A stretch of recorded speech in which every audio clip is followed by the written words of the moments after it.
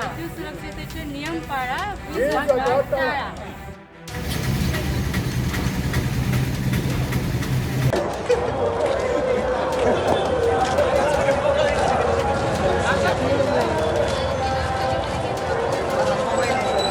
मॅडमना mobile देऊन टाकला माझ्या.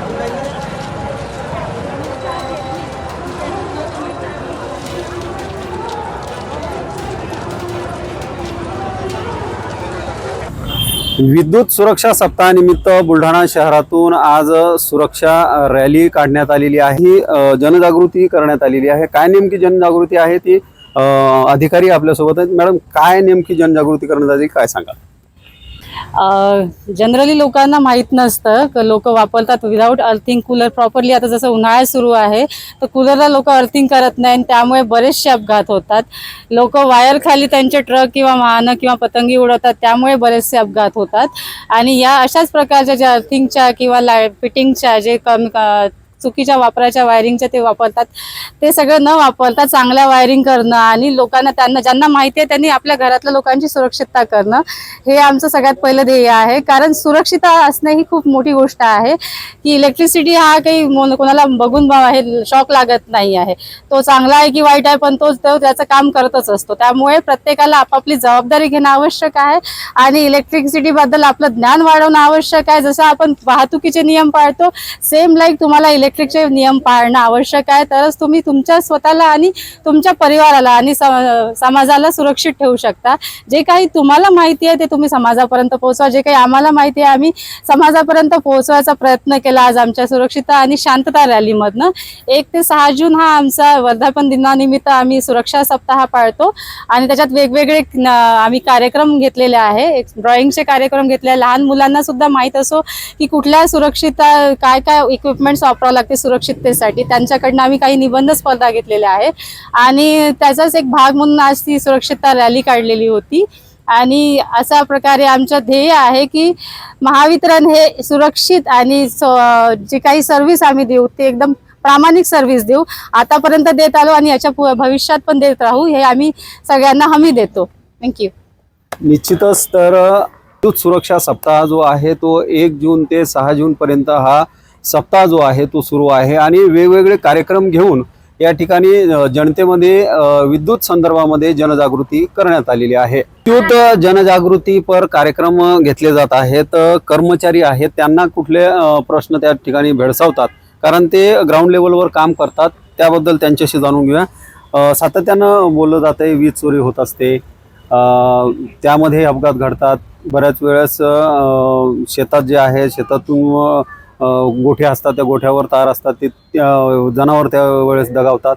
अशा बऱ्याचशा घटना घडतात ज्यावेळेस आपण त्या ठिकाणी काम करता. आपल्याला कुठले अनुभव आलेले आहेत आणि काय सांगाल जनतेला या संदर्भामध्ये आव्हान काय करा? बरोबर आहे आणि त्यासाठीच ह्या प्रश्न आणि समस्या दूर होण्यासाठीच महावितरणचा जो वर्धापन दिन आहे तो 6 जून रोजी पूर्ण महाराष्ट्रभर साजरा करण्यात येतो. त्या निमित्ताने 1 जून ते 6 जून हा सप्ताह विद्युत सुरक्षा सप्ताह म्हणून महावितरणने घोषित केलेला आहे. त्यामुळे लोकांमध्ये विद्युत वापरण्यासंबंधी जनजागृती व्हावी यासाठी हा सप्ताहाबद्दल रॅली काढण्यात आली या बुलढाणा शहरामध्ये. यामध्ये सर्वप्रथम तहसील चौकामधून भोंडे सरकार चौक, कारंजा चौक, त्यानंतर आपलं कलेक्टर ऑफिस आणि तिकून या ऑफिसपर्यंत जनजागृती केली. त्यामध्ये जे ग्राहक रस्त्यामध्ये दिसतील त्यांना या विजेच्या सुरक्षिततेसंबंधी सूचना आणि मार्गदर्शन करण्यात आले. वेगवेगळे बॅनर होते, त्या बॅनरच्या माध्यमातून लोकांपर्यंत विद्युत सुरक्षेसंबंधी जे नियम आहेत ते त्यांना सांगण्याचा प्रयत्न केला. आणि अपघात झाल्यानंतर किंवा अपघात होऊ नये म्हणून काय करायचं यासाठी सांगण्यात आलं. त्याचाच प्रकार म्हणजे लोक या विद्युतच्या तारा गेलेल्या असतात आपल्या घराजवळून, तिथे घराचं बांधकाम करतात. त्यामुळे विद्युत अपघात होऊन जीव गमवावा लागतो. त्यामुळे जीवापेक्षा काही मोठी गोष्ट नाही हे त्यांना समजून सांगितलं. त्याचप्रमाणे लहान मुले पतंग उडवतात, पतंग काढायला जातात, चेंडू जातो, चेंडू उंच छतावर गेला, तिथे जवळून तारा गेलेला असतात, तसे सुद्धा अपघात पाहिलेले आहेत. जनरली उन्हाळ्यामध्ये आपण पाहतो कूलरमध्ये पाणी टाकतात, पाणी टाकताना अपघात झालेले. त्यामुळे कूलरमध्ये पाणी टाकताना बटन स्विच बंद करायचं आणि पिन काढून घ्यायची आणि ते पाणी टाकायचं, अशी जनजागृती लोकांमध्ये केली. त्याचप्रमाणे खेडेगावामध्ये आपण पाहतो की लाईनचे स्टे असतात, त्या स्टे जवळ जनावरे बांधतात, पुन्हा गोठे असतात तेही लाईनच्या ताराखाली असतात. त्यामुळे तेथे जनावरे बांधू नये. त्याचप्रमाणे आपण पाहतो की प्लग असतो, त्या प्लगमध्ये एकापेक्षा जास्त वायर लोक टाकतात आणि जास्त क्षमतेचे वापरतात, त्यामुळे स्पार्किंग होऊन आग लागण्याची शक्यता तिथे जास्त असते. त्यामुळे व्यवस्थित पिन वापरायची आणि पिनमधून सप्लाय घ्यायचा. त्याप्रमाणे तारा तुटतात बऱ्याच भागामध्ये, पावसाळ्याचे दिवस आहेत आता, तर त्या ताराला स्पर्श न करता त्वरित महावितरण कार्यालयाशी संपर्क साधायचा आणि त्यांना कॉन्टॅक्ट करायचा. त्याचप्रमाणे आपल्या घरामध्ये प्रॉपर अर्थिंग असायला पाहिजे. अर्थिंग जर असली तर संभाव्य धोका हा टळतो, कारण की विजेला स्पर्श झाल्यानंतर लगेच लाईन ट्रिप होते. MCB असेल, RCCB असेल, RCCB बसवण्याचं ग्राहकांना विशेष करून सांगण्यात आलं, कारण की RCCB जर असली तर फेज आणि न्यूट्रल किंवा मनुष्याचा संपर्क जर आला तर ती RCCB ट्रिप होऊन तत्काळ तो विजेपासून दूर होतो आणि जी जीवितहानी होते ती टाळल्या जाते.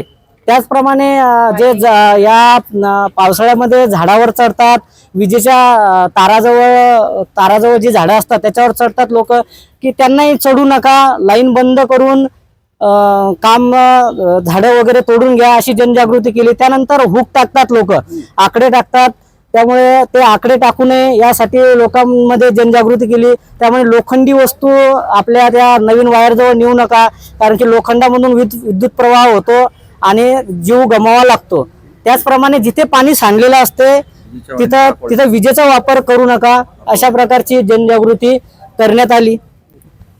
निश्चितच तर या जनजागृतीच्या माध्यमातून नागरिकांनी विद्युत वापरत असताना कुठल्या सावधानी या ठिकाणी बाळगली पाहिजे त्याबद्दल जनजागृती जी आहे राज्य विद्युत महामंडळाच्या वतीने या ठिकाणी करण्यात आलेली आहे. आणि उद्या त्यांचा 6 जून रोजी वर्धापन दिन आहे. त्यानिमित्त जो आहे हा सप्ताह जो आहे तो सुरक्षा सप्ताह म्हणून त्यांनी या ठिकाणी साजरा केला आहे. दीपक मोरे, नवराष्ट्र, बुलढाणा.